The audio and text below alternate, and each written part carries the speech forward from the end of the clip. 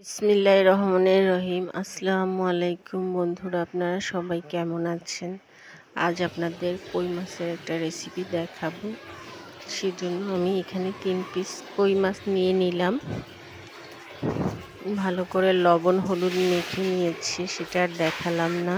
সবাই জানেন লবণ হলুদ কিভাবে মাখাইতে হয়। এবার আমি একটা পাত্রে দেখিয়ে দিলাম আমি কই মাছ 3টা মেখে নিয়েছি কি করে। প্রথমে পেঁয়াজ দিয়ে দিলাম, আদা বাদা সব কিছু, জিরে রসুন পেঁয়াজ। ছোট মাছে কোনো সময় আদা এবার একে একে আমি সব মশলাগুলো দিয়ে দিব। এবার সিমগুলো দিয়ে দিলাম। আমি সিমগুলো বিশেষ সুন্দর করে কেটেছি। জিরে একটু আলাদা দিছি, আবার একটু বাটেও দিছি। দেখুন বন্ধুরা, আপনারা আপনাদের ইচ্ছা মতো কাটবেন, কোনো সমস্যা নেই। এখানে আমি হলুদের গুঁড়া দিয়ে দিলাম, হলুদ দিয়ে দিলাম। এবার একটু জিরা বাটা দিয়ে দিলাম। এবার দিয়ে দিলাম একটু জিরা বাটা। এখানে রসুন পেঁয়াজ জিরা, এবার দিয়ে দিলাম রসুন পেঁয়াজ এবং জিরা বাটা একসাথে আমি মিক্সড করে রেখেছি, সেটা সম্পূর্ণটা দিয়ে দিলাম।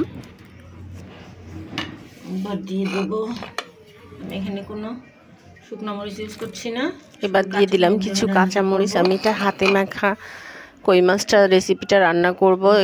প্রথমে আমি ভালো করে সব মশলাগুলো দিয়ে হাতে মেখে নেব। এবার দিয়ে দিলাম আমি পরিমাণ মতো সয়াবিন তেল। আপনারা অবশ্যই এটা সরিষার তেল দিয়েও করতে পারেন, সয়াবিন তেল দিয়ে করতে পারেন, কোনো সমস্যা নেই, এটা আপনাদের অভিরুচি। এবার সামান্য লবণ দিয়ে দিলাম, সামান্য না, আমার পরিমাণ মতো লবণ দিয়ে দিলাম। আমি আগে থেকে কই মাছে লবণ মেখে রেখেছিলাম, তাই একটু পরিমাণে একটু কম দিলাম।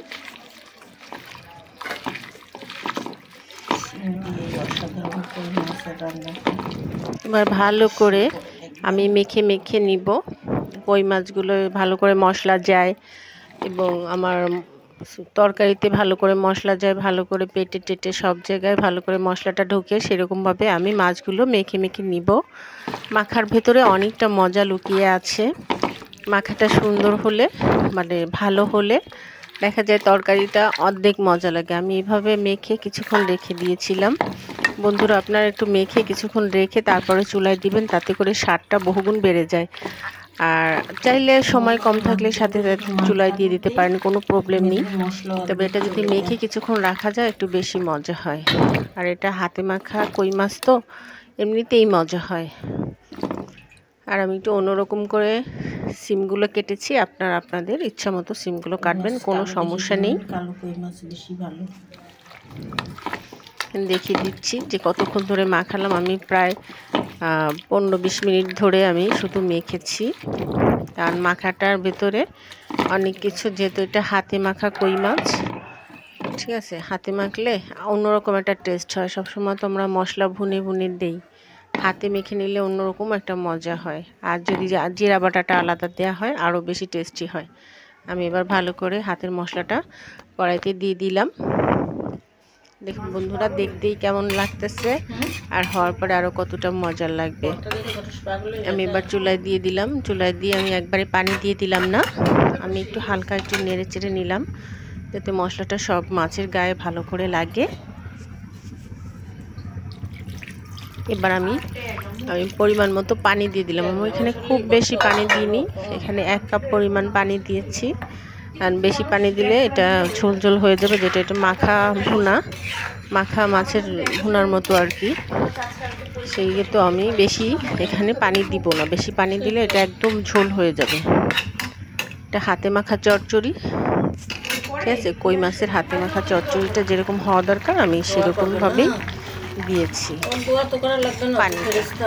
দেখেন আমার মাছটা প্রায় হয়ে আসছে, আর মাছের ভেতরে কি সুন্দর মশলা ঢুকে যাচ্ছে। আপনারা অবশ্যই চেষ্টা করবেন তরকারিটা সবুজ রাখতে। তরকারি সবুজ থাকলে স্বাস্থ্যের জন্য অনেক উপকার। আমরা করি অনেক তরকারিটাকে একদম সিদ্ধ করে ফেলি, কিন্তু পুরোপুরি সিদ্ধ মাংসটা পুরোপুরি সিদ্ধ করতে আছে, তবে তরকারিটা সবসময় পুরোপুরি সিদ্ধটা না করাই ভালো।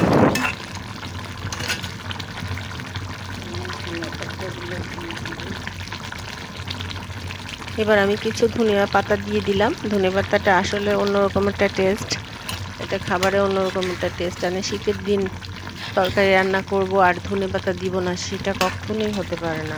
অবশ্যই আমি এই কই মাছের হাতে মাখা চচ্চড়িটা ধনিয়া পাতা দিবই। ধনিয়া পাতাটার আলাদা একটা মজা আছে, সেটা আসলে বলে বোঝানো যাবে না। যারা ধনিয়া পাতা লাভার, যারা ধনিয়া পাতা পছন্দ করেন, এটা শুধুই তারাই বুঝতে পারবেন। এটা বাকি যারা ধনেপাতা না খায় তারা বুঝবেন না। দেখেন আমার হাতে মাখা কই মাছের চচ্চড়িটা পুরোপুরি হয়ে গেছে।